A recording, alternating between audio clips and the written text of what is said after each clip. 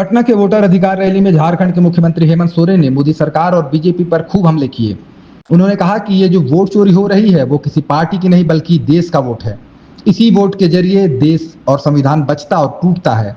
दुर्भाग्य से 2014 में कुछ चालाक चतुर लोगों ने धनबल पर सत्ता हासिल किया था। 2014 से देश को तबाह किया। उन्होंने कहा कि आजादी के बाद जितने लोग इस भारतवर्ष में नहीं मरे, 2014 से लेकर अब तक उससे कई गुना ज्यादा लोग मर चुके हैं। कि ये जो वोट है, ये वोट किसी पार्टी का नहीं है, ये वोट देश का वोट है। और इस वोट के माध्यम से देश, संविधान बचता है, टूटता है। आज दुर्भाग्य से 2014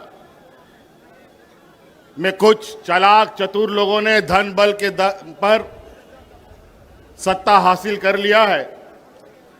और 2014 से जिस तरीके से इस देश को इन लोगों ने तबाह किया है, अगर आज नहीं चेते तो फिर आपको दोबारा कभी चेतने का मौका नहीं मिलेगा।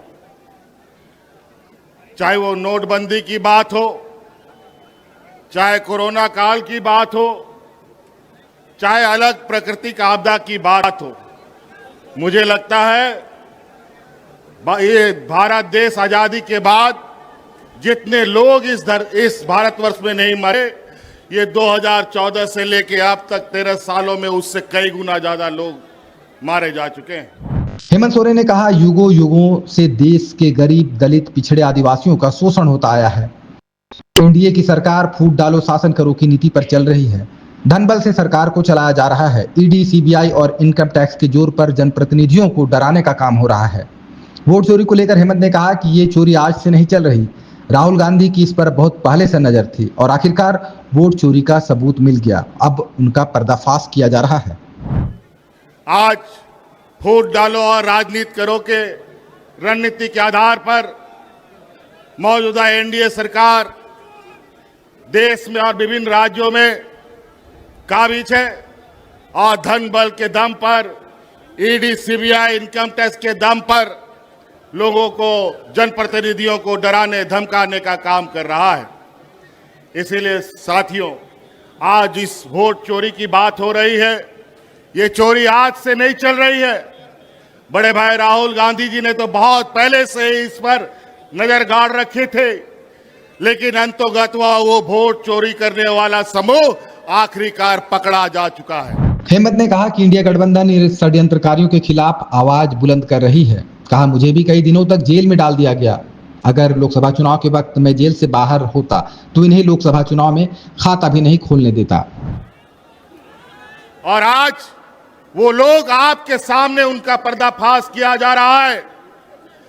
इस वजह से अब आप सब लोगों को, विशेषकर इस राज्य के, इस देश के आदिवासी, दलित, पिछड़ा, गरीब, किसान, मजदूरों के लिए ये चुनाव सिर्फ चुनाव मात्र नहीं है।